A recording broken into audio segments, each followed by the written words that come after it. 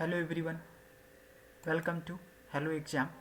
जैसे कि UP special में मैं आप लोग को जो इसके इम्पॉर्टेंट इंस्टीट्यूशन है उस पार्ट को मैं आप तक को कंप्लीट करा दिया था। आज मैं आप लोग को क्विक रिवीजन और उसके बाद नेक्स्ट आके लेक्चर कंप्लीट है। ये हेलो एग्ज़ाम यूट्यूब चैनल है आप लोग का। उसके बाद UP special core fact by S के यादव, इसकी फ़ीस है 499। उसके बाद जिन लोगों का कंट्रीब्यूशन आया उसके लिए थैंक्स। ये आपका क्यूआर कोड है, इस क्यूआर कोड पर आप अपनी हेल्प और मदद कर सकते हैं। ये देखिए मैं क्विक रिवीजन करा देता हूँ। उसमें इम्पॉर्टेंट इंस्टीट्यूशन, पहले जो इम्पॉर्टेंट इंस्टीट्यूशन है उसको मैं बता दे रहा क्या क्या था। लखनऊ में क्या क्या था: central mangrove research institute, Indian institute of sugar cane, Ayurveda research centre, पशु जैविक औषधि संस्थान, central institute of medicine aromatic plant, central drug research institute, Birbal Sahni institute of palaeo botany, सुंदर संवेदन उपयोग केंद्र, national bureau of genetic resource, national biomedical research institute, national Indian technological research institute, भारतीय प्रबंधन संस्थान, national institute of social studies. Noida क्या है? नोएडा में क्या क्या है? आपका राष्ट्रीय आपदा मोचन बल का मुख्यालय, national institute of cancer, national museum institute, botanical garden of Indian republic VV Giri और नेशनल न्यूरोलॉजिकल इंस्टीट्यूट।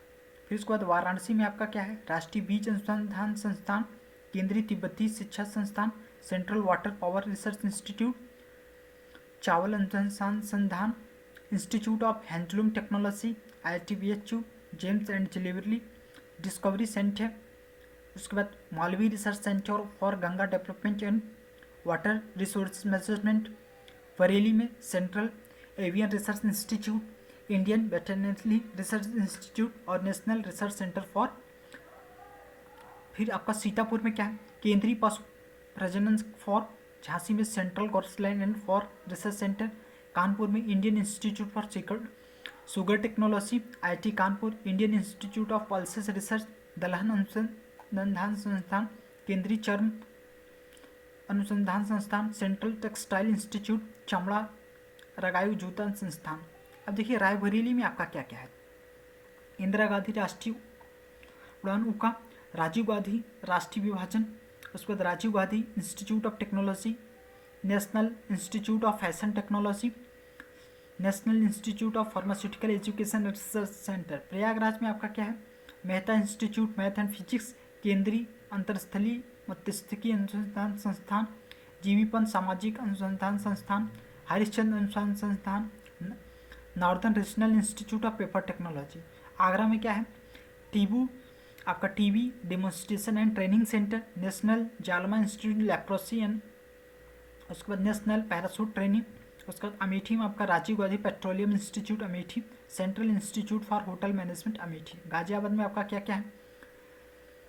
कपड़ा रिसर्च इंस्टीट्यूट, खाद्य अनुसंधान मानवीय कार्य प्रयोगशाला, national bio fertiliser and development centre. Khurja Bulandshahr में क्या है? केंद्रीय कोच एवं सिरेमिक अनुसंधान संस्थान, झांसी में national centre for agro forestry. Mathura में आपका केंद्रीय बकरी अनुसंधान संस्थान। ये आपका क्विक रिवीजन हो गया। अब मैं आप लोग को आज से नया एक टॉपिक स्टार्ट हो रहा है आपका पंचायती राज इंस्टीट्यूशन, पंचायती राज व्यवस्था। देखिए उत्तर प्रदेश की जो पंचायती राज व्यवस्था है, पंचायत मतलब कि पंचायत लेवल पे आपका जो सबसे बॉटम लेवल है उसको उस लेवल पे उस पर क्या व्यवस्था होनी चाहिए, कैसे इंफ्रास्ट्रक्चर होना चाहिए, कैसे उसमें पावर आना चाहिए, कैसे उसमें शक्ति होनी चाहिए, इस बारे में आप लोग को ये पंचायती राज होता है। फिर इसका स्थानीय स्वशासन का क्या मतलब है? जब शासन का कार्य संचालन स्वयं किया आपके द्वारा नियुक्त व्यक्ति शासन का संचालन करता है। मतलब स्थानीय स्वशासन का मतलब क्या है कि जब आप जो आपका मालिक, जो आपका शासन मतलब जो आपका संचालन कर रहा है वो आपके द्वारा नियुक्त व्यक्ति है, तो क्या होता है आपका स्थानीय स्वशासन। मतलब कि यू शुड इलेक्ट, जैसे पंचायत में, ग्राम पंचायत में आप इलेक्ट करते हैं प्रधान को, तो ये क्या है? स्थानीय स्वशासन। इसमें आप दो प्रकार देखें। कार्यपालिका क्या करते हैं? कानूनों को लागू करने वाली संस्था होती है। जो कार्यपालिका होती है आपको कानूनों को लागू करने वाली संस्था होती है। अब ये कार्यपालिका का जिसमें 2 पार्ट होते हैं, एक अस्थाई होते हैं जो इस पर मेंबर होते हैं, एक अस्थाई परमानेंट मेंबर होता है, एक आपका टेम्प्रोरी होता है। एडहॉक होता है। तो जो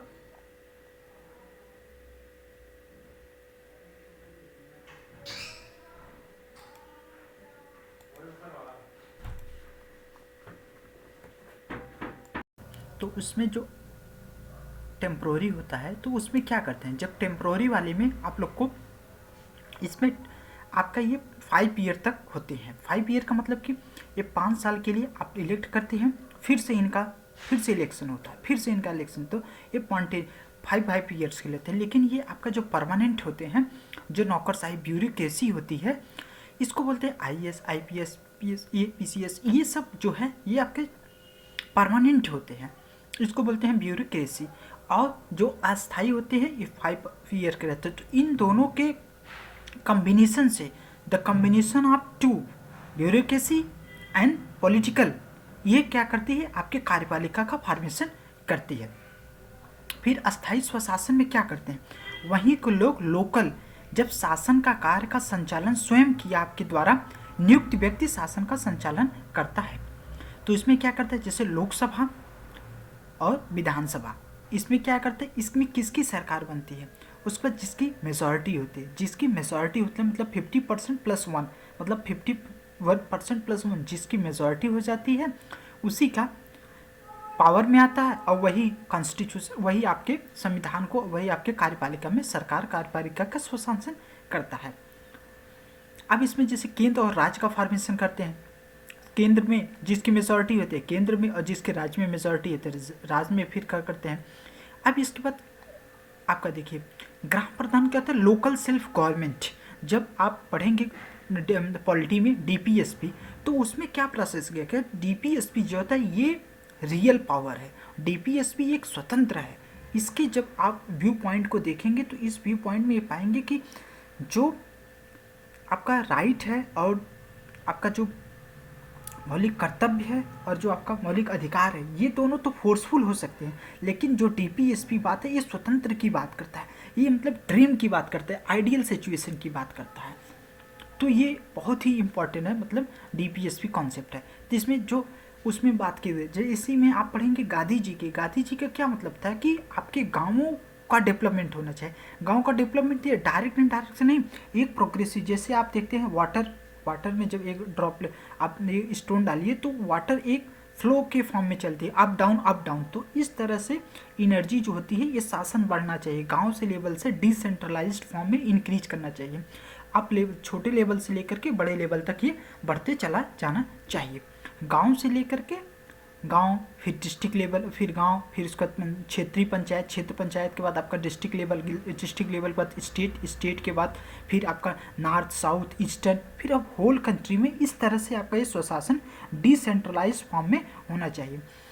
आप लोग भी देखते भी हैं, इसमें क्या होता है, ग्राम प्रधान लेवल पे छोटे छोटे उसमें अनैतिकता का कारण, इथिक्स के लैक ऑफ इथिक्स के कारण वहाँ पे जो पावर मिलनी चाहिए उस पावर को सरकार और गवर्नमेंट जो होती है वो नहीं देती, क्योंकि अब छोटे छोटे इथिक्स आप नहीं फॉलो करते हैं, और जिस वजह से उनको एक्चुअली में रियल पावर जो होती है वहीं से पता चलती है कि आप कैसे कैसे, जब गाँव में विकास होगा, गाँव में जब स्मार्ट सिटी बनेंगी तो आपका रियल ग्रोथ आपका दिखेगा। फिर इसमें क्या करता है, इसमें कितना वहाँ का स्थायी स्वशासन, ग्राम प्रधान क्या था, लोकल सेल्फ गवर्नमेंट क्या था, वहाँ का स्थानीय व्यक्ति होना चाहिए, उसकी मतदाता सूची में नाम होना चाहिए।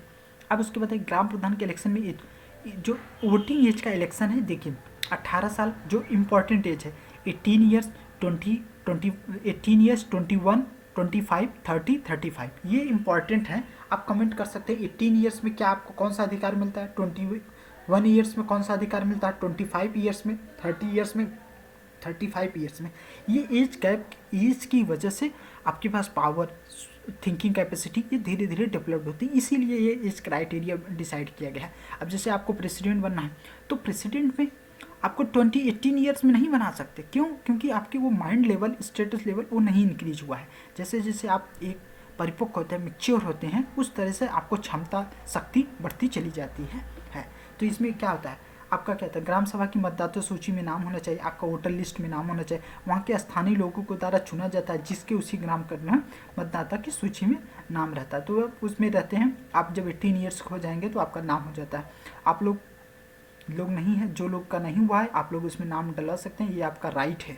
18 ईयर्स के हो गए हैं तो आपका राइट है। और इस राइट से जैसे आप जब पढ़ेंगे कॉन्सेप्ट ऑफ नागरिकता, सिटीजनशिप, तो कॉमन नागरिक, एक आम पीपल और एक नागरिक में क्या क्या आपको अधिकार मिलते हैं, ये बहुत ही इंपॉर्टेंट टर्म्स है। जब आपको पता होना चाहिए कि we have right of this thing, तो ये बहुत ही इंपॉर्टेंट कॉन्सेप्ट है।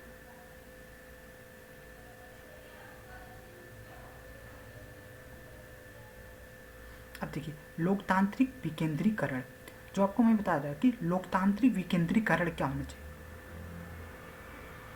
Democratic decentralisation.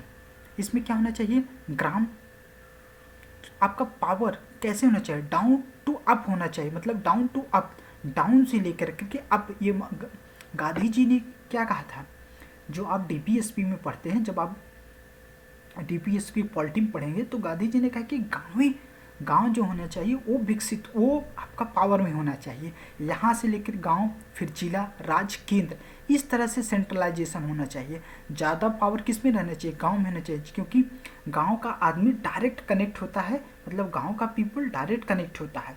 जब उस पर धीरे धीरे वहाँ पे तो फील्ड पे, लोकल फील्ड पे आपका काम होता है, आपके क्षेत्र में जो काम हो रहा है उसमें आप जो गलत हो रहा है सही हो उसके बारे में आप कहिए, तो धीरे धीरे तभी तो शक्ति बढ़ेगी। फिर जिले लेवल में, राज्य लेवल में, जैसे केंद्र लेवल में हो तो गांव में आने में आपका समय लग सकता है, लेकिन गांव के पीपल जो होते हैं, ग्राम के पीपल होते हैं, ये डायरेक्ट कनेक्ट होते हैं, यहाँ पे सुविधाएं डायरेक्ट मिल सकती है। तो इसलिए गांधी जी का जो कॉन्सेप्ट था, महात्मा गांधी जी की जो अवधारणा थी वो थी कि गाँव में विकसित होना चाहिए। अब किस तरह से इनका फ्लो होना चाहिए, जैसे एक वाटर ड्रॉपलेट, एक आप किसी नदी में या धारा में देखते हैं वाटर का जिस तरह से अप डाउन होता है, टॉप एंड क्रिस्ट फॉर्मेशन में करता है, इस तरह से इनका डेवलप होना चाहिए, धीरे धीरे विकास होना चाहिए, एकदम डायरेक्ट नहीं होते, एक फ्लो के फॉर्म में होना चाहिए। गांव के बाद फिर जिले, राज्य, केंद्र, इस तरह से इसका ऑर्डर इंक्रीज करना चाहिए। ये एक कॉन्सेप्ट है। इसका मतलब कि जैसे जैसे पावर बढ़ेगी तो विकेंद्रीकरण हो जाए, मतलब सेंट्रलाइजेशन, मतलब कि एक जगह से केंद्रित होकर संचालन, और डिसेंट्रलाइजेशन मतलब कि पावर, शक्तियाँ सबके साथ बटी होनी चाहिए। इस तरह का ये कॉन्सेप्ट है। अब फिर देखिए ग्राम के बाद जिला, राज्य में 2 विधान परिषद, विधानसभा, फिर उसके बाद केंद्र सरकार, संसद। अब ये अगर गांव के लोग, जो ग्राम सभा होती है ये अच्छे वर्क करेगी तो इसमें सरकार के ऊपर और प्रेशर आता है, गवर्नमेंट के ऊपर, कि गाँवों को और डेवलप दिया, और फंड दिया जाए, और फंड देने से उसमें काम हो ना जाए। तो ये एक बेसिक जो फर्स्ट यूनिट है ये बहुत ही इंपॉर्टेंट यूनिट है। और वो आप लोग जानते हैं कि ग्राम प्रधान का जो इलेक्शन होता है that is called toughest election. आप किसी भी पार्टी, बड़ी पार्टी से कर सकते हैं, लेकिन ग्राम प्रधान का आपको होना चाहिए, आपको इंटरेस्ट पार्टिसिपेट करना चाहिए, एक अच्छी चीज़ है। फिर ग्राम स्तर पर लोकतांत्रिक संस्थाएं होनी, ये पंचायत होती है, लोकतांत्रिक संस्था के केंद्र स्तर पर संसद, जो आपका केंद्र स्तर पर कौन कौन से होते हैं, संसद, संघ, कार्यपालिका, फिर राज्य स्तर पर विधानमंडल, विधान परिषद, कार्यपालिका। तो इसी तरह से ग्राम होता है, जैसे president is the first person of the country, उसी तरह से आपका ग्राम प्रधान जो होता है first person of the your village, ये कॉन्सेप्ट है। तो ग्राम स्तर पर लोकतांत्रिक संस्थाएं पंचायत होती है, पंचायत इस स्तर पर होती रहती हैं। That's all, thank you, have a nice day, God bless you.